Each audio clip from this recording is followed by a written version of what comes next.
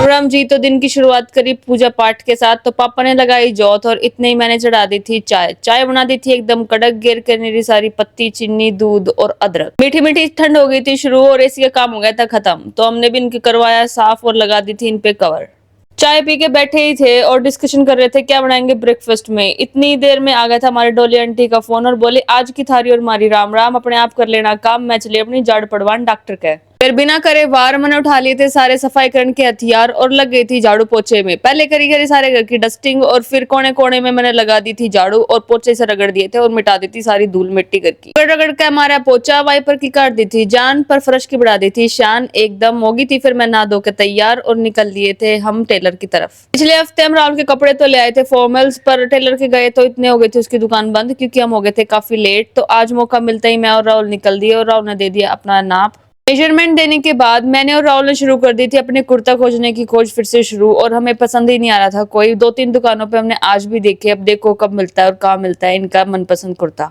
Taylor के वहां से फ्री होके आज हमारा प्लान कुछ और ही था। तो आगे चल के बताती हूँ मैं आपको व्लॉग में कि क्या किया हमने आज पूरे दिन। तो इसी के चलते हम निकल लिए थे सेक्टर 9 अपनी दीदी को लेने के लिए। दीदी, जीजू और ईवा को लेके हम निकल दिए थे दिल्ली की तरफ। हमारी मम्मी को भी घूमने फिरने का बहुत ही शौक है, तो जब भी मौका मिलता है हम उनको अपने साथ जरूर लेके आते हैं। आज सब आ गए थे हम गुरुद्वारे के लिए। बड़े दिन से प्लान बन रखा था पर पोस्टपोन होते होते आज मौका आ ही गया और हमने भी छोड़ा नहीं और आ गए थे हम दिल्ली के फेमस गुरुद्वारे बंगला साहिब में। पहुंच गए थे हम अपनी आज की मंजिल पे और लगाई हमने अपनी पार्किंग में गाड़ी। एक चीज बड़ी ऑर्गेनाइज्ड दिखाई दे रही थी शुरुआत से ही। पार्किंग से बाहर निकले और पहले ही कुछ सेकंड्स में हमें महसूस हो गया था कि कितनी शांति और पीस है यहाँ पे। मतलब दिल्ली की भागदौड़ भरी जिंदगी के बीचों बीच ये इतनी शांति और ब्लेसिंग्स वाली वाइब्स दे रहा था ना। वैसे तो हर एक रिलीजियस प्लेस ही बहुत ज्यादा अच्छा और पवित्र होता है और बड़ा ही सुकून मिलता है वहां पे जाके, पर गुरुद्वारों में मैंने देखा है कि जितने भी लोग होते हैं वो बड़ी निस्वार्थ भाव से ही सेवा करते हैं, जिसकी वजह से वहां पे हर एक चीज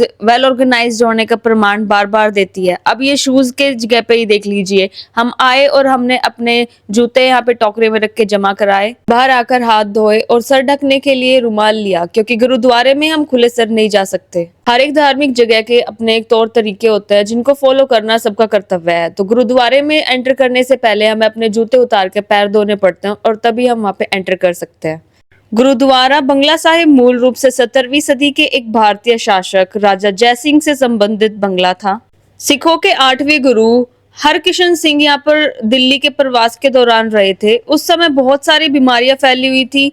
गुरु महाराज ने उन बीमारियों के मरीजों को अपने आवास में जल और अन्य सुविधाएं उपलब्ध कराई थी। दर्शन के बाद बाहर आए तो दिखाई दिया ये बहुत बड़ा और सुंदर सरोवर जिसमें रंग बिरंगी प्यारी मछलियां भी थी। पास गए और जानकारी ली तो पता चला कि जिस प्रकार यमुना और गंगा का पानी बहुत ज्यादा पवित्र माना जाता है, उसी प्रकार यहाँ के सरोवर का पानी भी बहुत पवित्र है जिसको हम अपने घर ले जा सकते हैं। इस पवित्र जगह धर्म और कर्म की कोई कमी नहीं खलेगी कभी भी आपको, क्योंकि 24 घंटे यहाँ पे सेवा के रूप में लंगर चलती रहती है और सब सेवा में लगे रहते हैं। सरोवर के साइडों में लगी हुई थी बहुत प्यारी सी और छोटी छोटी सी दुकानें जहाँ पे आप अपनी याद के तौर से कोई भी सामान ले जा सकते थे, जिसके थ्रू आप हरदम ये याद रख सकते हो कि आप ये बंगला साहिब से लाए हो। परिक्रमा पूरी करने के बाद हम लग दिए थे प्रसाद लेने की लाइन में। प्रसाद लिया और प्रसाद ग्रहण करने के बाद हम चल दिए थे अपने जूते पहनने के लिए। वहां गए तो ये प्यारे छोटे बच्चे मस्ती करते हुए दिखे। लिए अपने जूते और करा आंटी को निस्वार्थ सेवा के लिए धन्यवाद। पहनकर अपने शूज निकल दिए थे हम पार्किंग की तरफ, बैठे गाड़ी में और जब निकले हम अपनी अगली मंजिल की तरफ तो दिखाई दिया बड़ा ही सुंदर रेल भवन। मतलब दिल्ली की तो बात ही अलग है, हवा ही अलग है क्योंकि हवा में भरा हुआ है टोटली पोल्यूशन। पेड़ तो मानो इतने हैं दिल्ली में पर पोल्यूशन भी उतना ही ज्यादा है। तो बढ़ते हुए अपनी अगली मंजिल की तरफ हमने करी ये ढेर सारी बातें और मिलते हैं अगले व्लॉग में। अभी के लिए जय श्री श्याम।